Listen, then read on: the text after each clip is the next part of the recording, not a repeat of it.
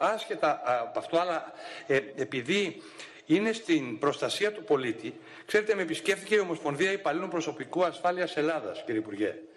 Και θα σας παρακαλέσω λίγο να με προσέξετε σε αυτό. Είναι οι σεκιουριτάδες των χρηματαποστολών. Ξέρετε ότι το τελευταίο χρονικό διάστημα οι εταιρείες, 3-4 εταιρείες μεγάλες έχουμε, οι οποίες εκτελούν χρηματαποστολές. Στο βωμό το να μην ξοδέψω 1 ευρώ παραπάνω, τα διπλά πληρώματα τα μετατρέπει σε μονά. Το ξέρετε κύριε Οικονόμου αυτό. Είναι και αυτό μέσα στα πλαίσια της αντιγκληματικής πολιτικής.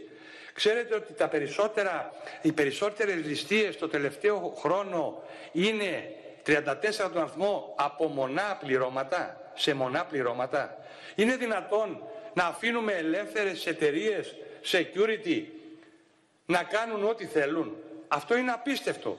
Προσέξτε, δεν είναι μόνο ότι θα απολυθούν οι άνθρωποι των 540 ευρώ, τόσο παίρνουν.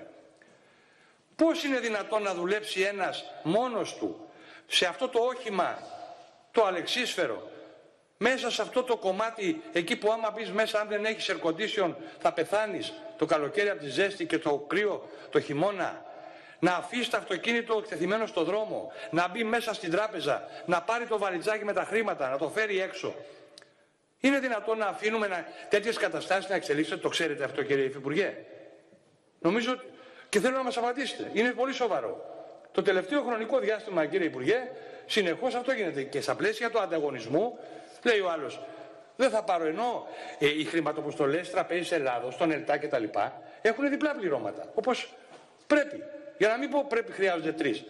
Όχι, λέει ένας. Σου λέει και η τράπεζα, αφού βάζει ένας αυτό και θέλει λιγότερα χρήματα, θα πάω εκεί. Προσέξτε το αυτό, θα έχουμε άσχημα ξεμπερδέματα με αυτό το πράγμα. Και μιλάω για τα Ομοσπονδία Υπαλλήλων Προσωπικού και αυτό πρέπει να το δείτε. Πάμε τώρα